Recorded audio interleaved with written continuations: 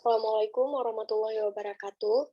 Kami dari kelompok 3 ingin mempresentasikan hasil kerja kelompok kami yang berjudul Obat Anti Anginal, yaitu tugas yang diberikan oleh Ibu Azizah Fona, selaku dosen pengampu mata kuliah Farmakologi 2. Berikut adalah anggota kelompok kami. Yang pertama ada Zil Aklia dengan saya sendiri, Ayu Anissa, Trifadia Syafira, Rizka Diana, dan Miftar Pini dan Rizky Nabila. Berikut adalah table of contents yang akan kami bahas. Yang pertama ada overview, jenis-jenis angina, strategi pengobatan, contoh obat, dan mekanisme kerja obat. Pertama, sebelum masuk ke materi pokoknya, saya akan membahas overview atau pendahuluan. Aterosklerosis adalah penyempitan dan pengerasan pembuluh darah arteri akibat penumpukan plak pada dinding pembuluh darah. Kondisi ini merupakan penyebab umum penyakit jantung koroner atau aterosklerosis heart disease.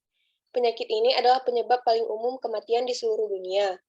Arteri adalah pembuluh darah pembawa oksigen serta nutrisi dari jantung juga ke seluruh organ lain. Tersumpatnya arteri akibat penumpukan plak kolesterol akan menghambat aliran darah ke organ-organ tubuh. Kejang otot polos vaskular juga dapat menghambat aliran darah jantung, mengurangi perfusi, dan menyebabkan iskemia dan nyeri angin.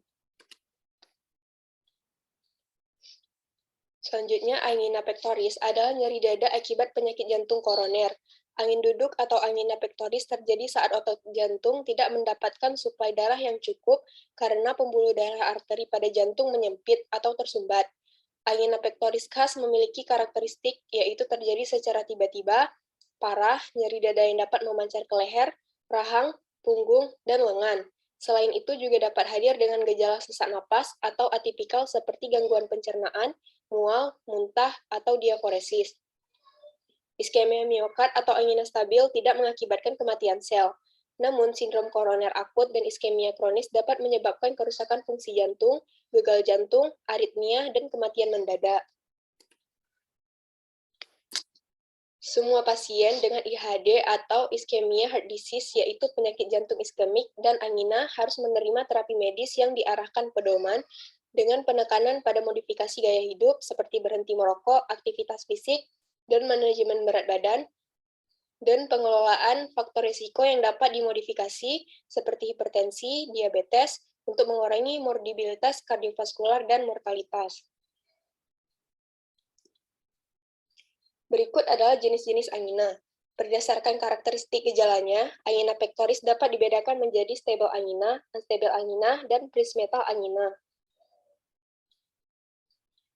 Stable angina atau angina stabil sering muncul ketika penderita melakukan aktivitas yang berat atau saat mengalami tekanan emosional. Stable angina ini memiliki durasi yang singkat. Istirahat dan obat-obatan biasanya akan mengurangi keluhan. Presentasi atipikal lebih sering terjadi pada wanita, pasien diabetes, dan orang tua. Selanjutnya adalah unstable angina. Unstable angina ini merupakan jenis angina yang lebih berbahaya. Angina jenis ini biasanya muncul secara tiba-tiba, tidak bergantung pada aktivitas yang dilakukan, dan bisa berlanjut meskipun penderitanya sudah beristirahat. Rentang waktu terjadinya unstable angina lebih panjang, dengan intensitas nyeri yang lebih parah daripada stable angina. Gejala yang ditimbulkan angina jenis ini juga tidak hilang, walau penderita sudah beristirahat atau minum obat. Unstable angina umumnya merupakan pertanda dari serangan jantung. Angina tidak stabil adalah bentuk sindrom koroner akut dan membutuhkan perawatan rumah sakit dan terapi yang lebih agresif untuk mencegah perkembangan serangan jantung dan kematian.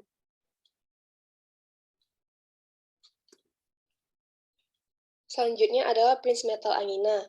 Berbeda dengan kedua jenis angina yang dijelaskan sebelumnya, prismetal angina disebabkan oleh adanya kekakuan di arteri jantung, sehingga terjadi penurunan jumlah aliran darah untuk sementara waktu. Prismetal angina merupakan jenis angina yang cukup jarang terjadi. Angina jenis ini biasanya muncul saat istirahat pada malam hari ataupun di pagi hari. Intensitas nyerinya cukup berat, namun biasanya bisa mereda dengan pemberian obat-obatan. Meskipun individu dengan bentuk angina ini mungkin memiliki aterosklerosis koroner yang signifikan, serangan angina tidak terkait dengan aktivitas fisik, detak jantung, atau tekanan darah. Angina prismetal umumnya merespons segera terhadap vasodilator koroner seperti nitrogliserin dan kalsium channel blocker. Selanjutnya akan dijelaskan oleh rekan saya, Trifadia Syafira. Baik, terima kasih Jo Akia. Selanjutnya, untuk jenis angina, yang keempat yaitu sindrom koroner akut. Sindrom koroner akut adalah suatu kondisi gawat darurat yang terjadi akibat berkurangnya atau berhentinya aliran darah yang menuju ke jantung secara tiba-tiba.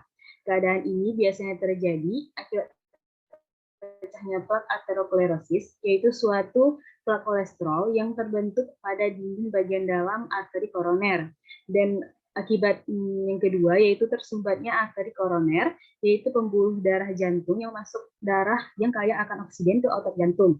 Sebagian besar kasus terjadi akibat gangguan pada aterosklerosis, diikuti oleh aktivasi trombosit dari kaskade koagulasi dan vasokonstriksi. Proses ini berpuncak pada trombosis intraluminal dan oklusi vaskular. Jika trombus menyumbat sebagian besar pembuluh darah, dan jika oklusi tidak diobati, dapat terjadi nekrosis otot jantung.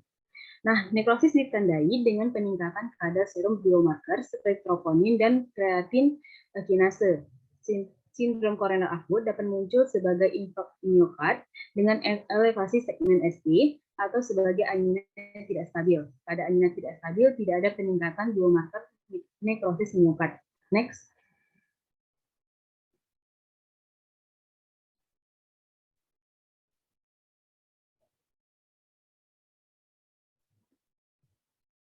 Nah, yang ketiga yaitu sindrom strategi pengobatan. Untuk strategi pengobatan terdapat 4 jenis obat, baik digunakan sendiri atau dalam kombinasi. Biasanya digunakan untuk mengelola pasien dengan angina stabil. Golongan obat yang pertama yaitu beta blocker, yang kedua kalsium kanal blocker, yang ketiga nitrat organik, dan yang keempat obat penghambat saluran natrium yaitu ranolazin. Nah, agen-agen ini membantu menyeimbangkan suplai oksigen jantung dan persamaan permintaan dengan mempengaruhi tekanan darah, aliran balik vena, detak jantung, dan kontraktilitas. Next. Nah, sekarang kita akan masuk ke dalam pembahasan golongan yang pertama, yaitu yang pertama adalah beta adrenergic blocker. Nah, untuk beta adrenergic blocker, menurunkan kebutuhan oksigen miokardium dengan memblokir beta reseptor dan mengakibatkan penurunan denyut jantung dan kontraktilitas, curah jantung, dan tekanan darah. Nah, agen ini mengurangi kebutuhan oksigen miokard selama aktivitas dan istirahat. Dengan demikian, mereka dapat mempengaruhi frekuensi dan tingkat keparahan serangan angina. Beta blocker dapat digunakan untuk meningkatkan durasi latihan dan toleransi pada pasien dengan angina yang diinduksi usaha. Dan beta blocker direkomendasikan sebagai terapi anti-angina awal pada semua pasien kecuali dikontraindikasikan. Pengecualian ini untuk aturan adalah angina vasospastik, di mana beta blocker tidak efektif dan sebenarnya dapat memperburuk gejala. Beta blocker mengurangi resiko kematian dan MI atau nekrosis pada pasien yang pernah mengalami MI sebelumnya, dan juga meningkatkan mortalitas pada pasien dengan hipertensi dan gagal jantung dengan penurunan fraksi injeksi. Nah, catatan yaitu untuk semua beta blocker bersifat efektif pada dosis tinggi dan dapat menghambat reseptor beta. Beta blocker harus dihindari pada pasien dengan bradikardia berat, namun mereka dapat digunakan pada pasien dengan diabetes, penyakit pembuluh darah perifer, dan penyakit paru obstruktif kronik selama mereka dipantau secara ketat. Nah, beta blocker non-selektif juga harus dihindari pada pasien dengan asma. Penting untuk tidak menghentikan terapi beta blocker secara tiba-tiba, dan caranya adalah dengan harus menurunkan dosis secara bertahap selama 2-3 minggu untuk menghindari rebound angina, MI, dan hipertensi. Next. Nah, untuk selanjutnya akan dibacakan oleh Rizka Diana. Baik, terima kasih. Selanjutnya saya akan menjelaskan tentang kalsium channel blockers. Dikarenakan kalsium sangat penting untuk kontraksi otot, Maka masuknya kalsium ini dapat meningkatkan pada iskemia karena depolarisasi membran yang menyebabkan hipoksia ini memperlihatkan aktivitas beberapa pengguna ATP enzim, sehingga menghabiskan simpanan energi dan memperburuk iskemia. Penghambat saluran kalsium ini melindungi jaringan dengan menghambat pintu masuk kalsium ke dalam sel-sel jantung dan otot polos dari koroner dan sistem tempat tidur arteri demak. Semua penghambat saluran dikarenakan kalsium, maka dari itu arteriolar vasodilator yang menyebabkan penurunan tonus otot polos dan resistensi LAR. Agen ini terutama mempengaruhi resistensi perifer dan otot polos arteriolar koroner. Dalam pengobatan yang diinduksi oleh usaha angina, penghambat saluran kalsium mengurangi konsumsi oksigen miokard dengan menurunkan resistensi vaskular, sehingga menurunkan afterload. Kemanjuran dalam pengobatan angina vasospastik ini adalah karena relaksasi arteri narsis.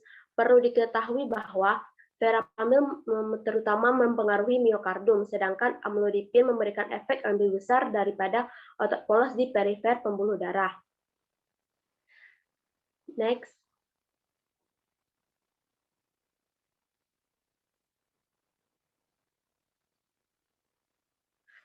Baik, selanjutnya saya akan menjelaskan tentang penghambat saluran kalsium di hidropiridin.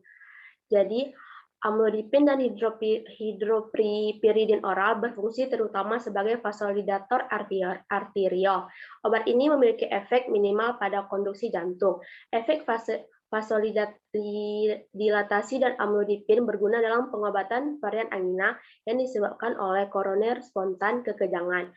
Nifedipin merupakan agen lain di golongan yang biasanya diberikan sebagai formulasi oral pelepasan diperpanjang.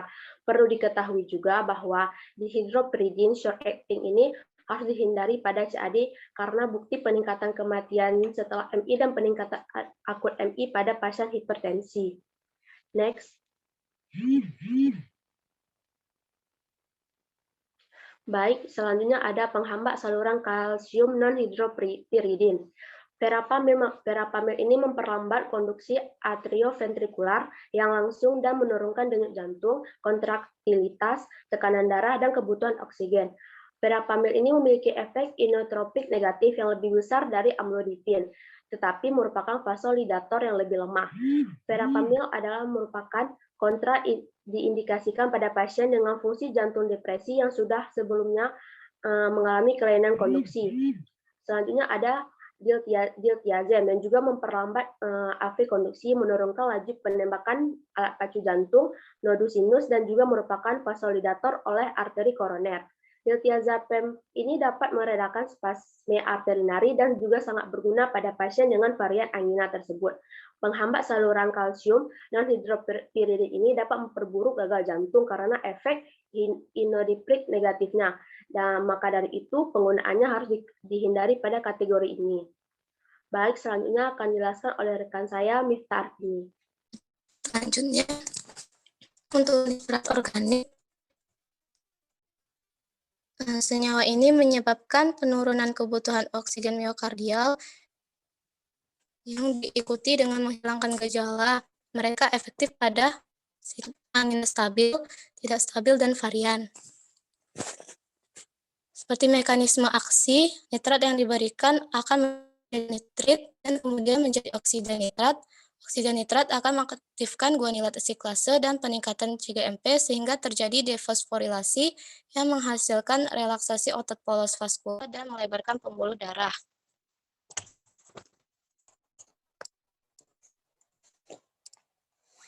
Selanjutnya,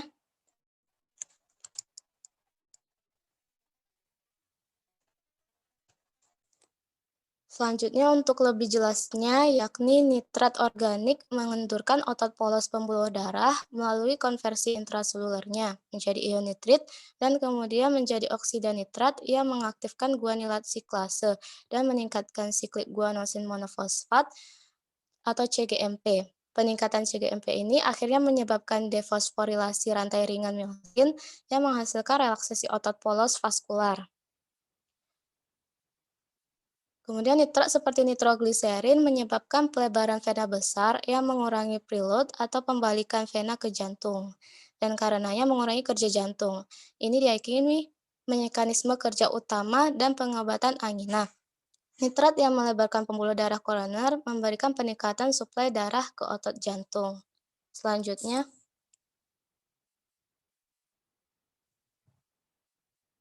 untuk farmakokinetiknya, nitrat berbeda dalam onset aksi dan kecepatan eliminasinya. Onset kerja bervariasi dari 1 menit untuk nitrogliserin sampai 30 menit untuk isosorbit mononitrat. Seperti gambar berikut, untuk nitrogliserin dengan sublingual tablet atau spray dengan onset atau obat yang diberikan hingga obat terasa kerjanya selama 2 menit. Sedangkan durasinya atau lama obat menghasilkan efek terapinya yakni selama 25 menit. Untuk oral, substance release dengan onset 35 menit dengan durasi 4-8 jam. Dan transdermalnya itu onsetnya 30 menit, durasi 10-12 jam.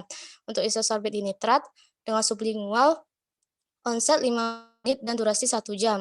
Untuk oral dan slow release dengan onset 30 menit dan durasi 8 jam. Untuk isosorbit mononitrat dengan oral dan extend release onsetnya 30 menit dan durasinya lebih dari 12 sampai 24 jam.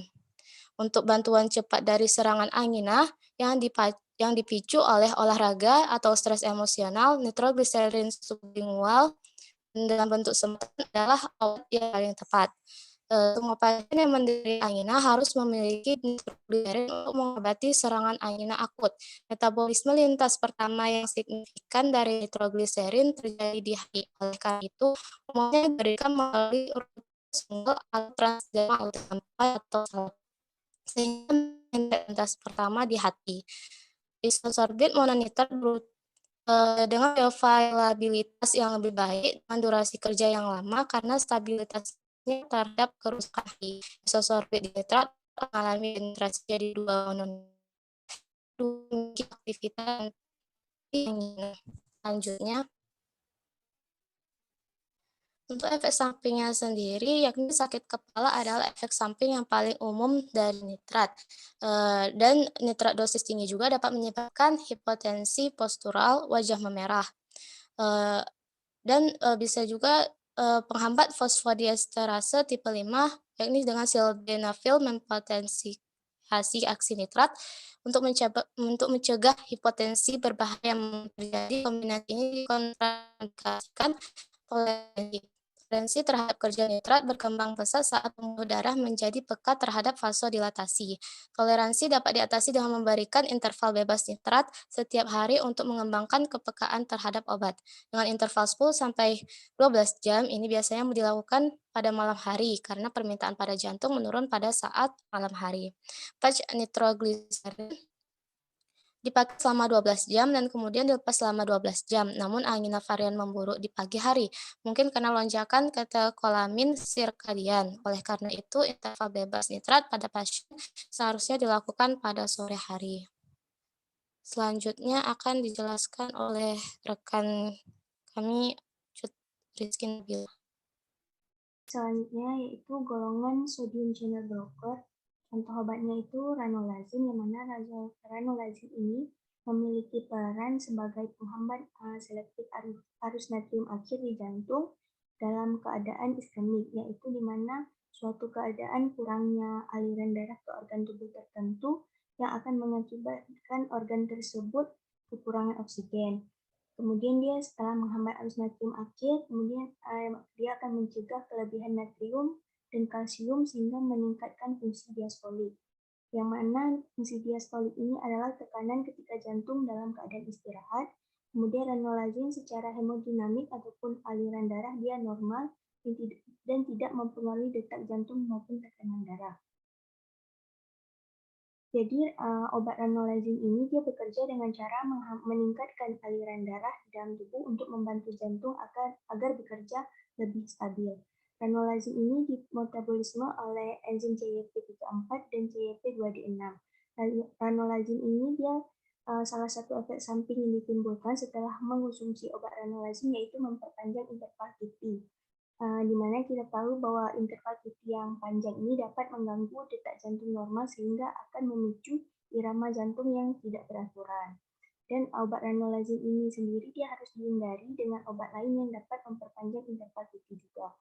Ranolazine memiliki sifat antiagania dan aritmia yang diindikasikan untuk pengobatan angina kronis ataupun nyeri dada yang dapat digunakan sendiri maupun dengan gabungan ataupun dengan campuran terapi tradisional. Biasanya paling sering digunakan untuk pasien yang gagal dengan terapi antagina yang lainnya. Namun obat ini tidak dapat digunakan untuk penderita angina akut, hanya untuk penderita angina kronis. Nah, next.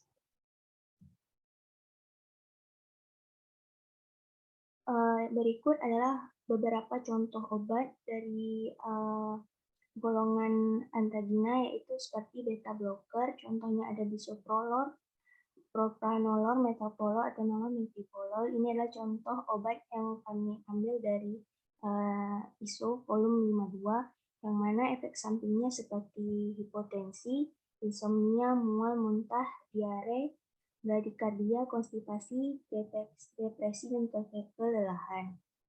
Obat-obat nefibolol, bisoprolol, atenolol, dan propranolol ini diekspresikan di ginjal, sementara obat metoprolol ini akan dimetabolisme di hati ataupun hepar sehingga lebih aman untuk diberikan kepada pasien dengan penurunan fungsi ginjal. Selanjutnya ada contoh obat dari golongan calcium channel blocker yang mana terbagi menjadi dua golongan, yaitu dihydropyridine channel blocker, contohnya seperti nifedipine, amlodipine, nicardipine, nimodipine, dan ada golongannya non-dihydropyridine channel blocker seperti verapamil dan deltiazem, yang mana efek sampingnya seperti konstipasi, bradikardia, edema, yang efek samping yang diberikan setelah mengkonsumsi obat deltiazem dan hiperplasia yang ditimbulkan setelah kita mengkonsumsi obat verapamil, di mana obat verapamil dan deltiazem ini biasanya harus dihindari pada gagal jantung atau pasien gagal jantung karena dapat meningkatkan fungsi jantung sehingga akan mengakibatkan perburukan yang klinis.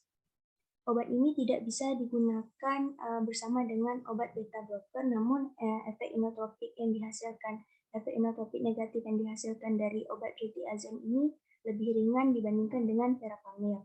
Selanjutnya ada golongan nitrat, itu yang mana contoh obatnya seperti isosorbit mononitrat, isosorbit dinitrat, dan glyceryl trinitrat. Efek samping yang ditimbulkannya itu seperti hipotensi, yang mana hipotensi ini merupakan efek samping dari nitrat yang paling berbahaya, sedangkan sakit kepala adalah efek samping yang ditimbulkan yang paling sering setelah digunakan obat golongan nitrat organik ini. Selanjutnya ada golongan sodium channel blocker, yang mana contohnya itu seperti obat ranolazine, efek samping yang ditimbulkan seperti konstipasi, sakit kepala, dan memperpanjang interval QT, yaitu dapat memicu irama jantung yang tidak beraturan. Selanjutnya akan dijelaskan oleh Aywanisa.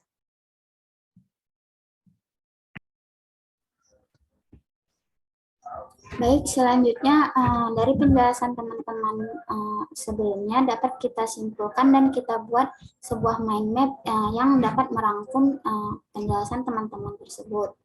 Secara sederhana, angina terjadi dikarenakan terjadinya ketidaksesuaian antara kebutuhan oksigen dan suplainya di jantung, sehingga dibutuhkan obat-obat yang bekerja dengan cara meningkatkan suplai oksigen ke jantung atau vasodilator dan golongan yang menurunkan kebutuhan oksigen di jantung atau kardiak depresan.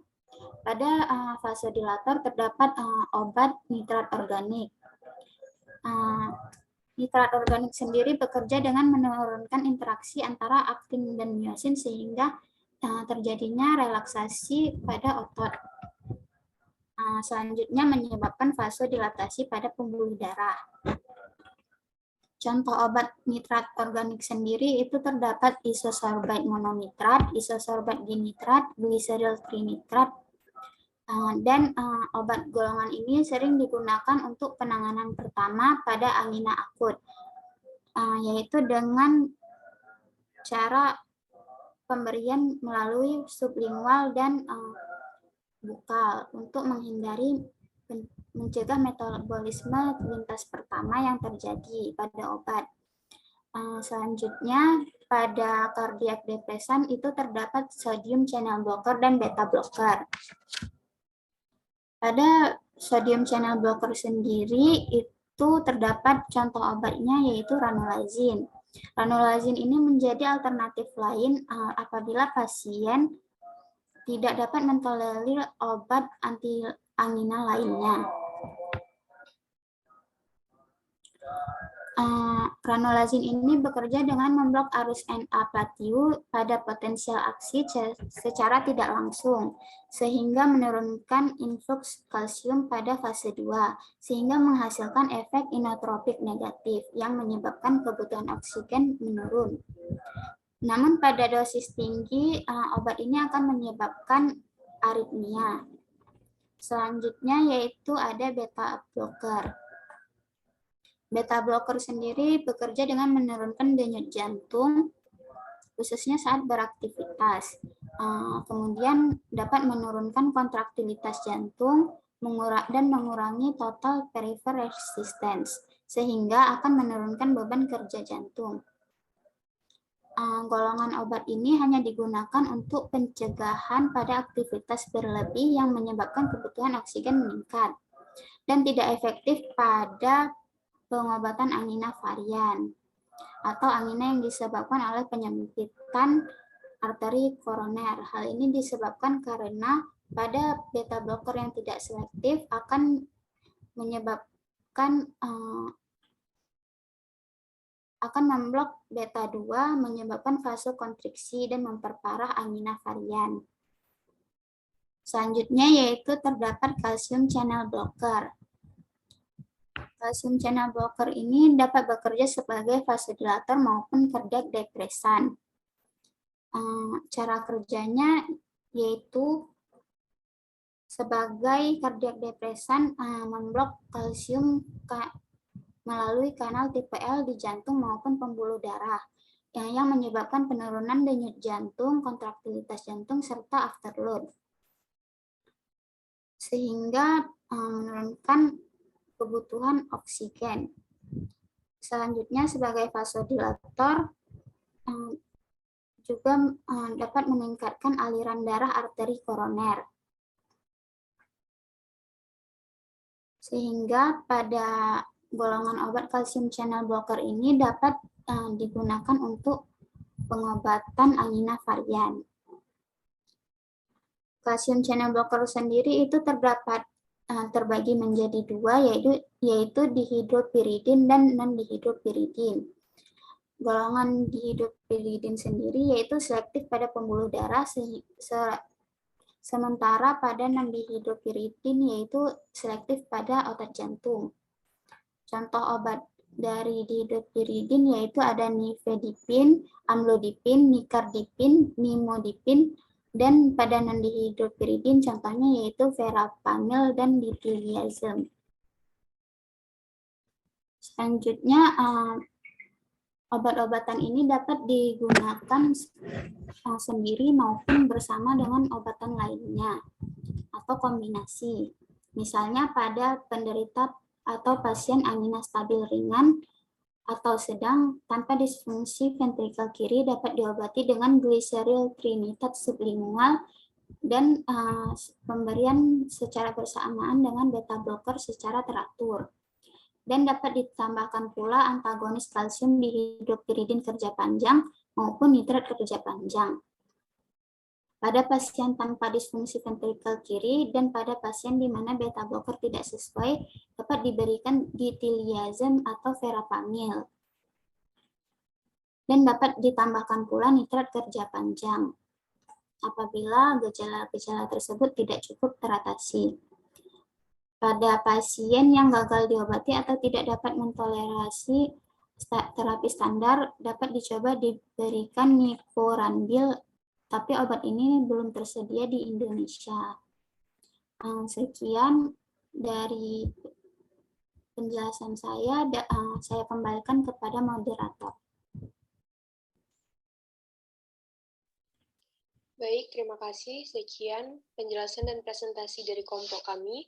Saya Zila Aklia selaku moderator sekaligus mewakili teman-teman yang lain mengucapkan terima kasih dan mohon maaf apabila ada kesalahan dalam pengucapan ataupun penulisan. Saya akhiri. Assalamualaikum warahmatullahi wabarakatuh.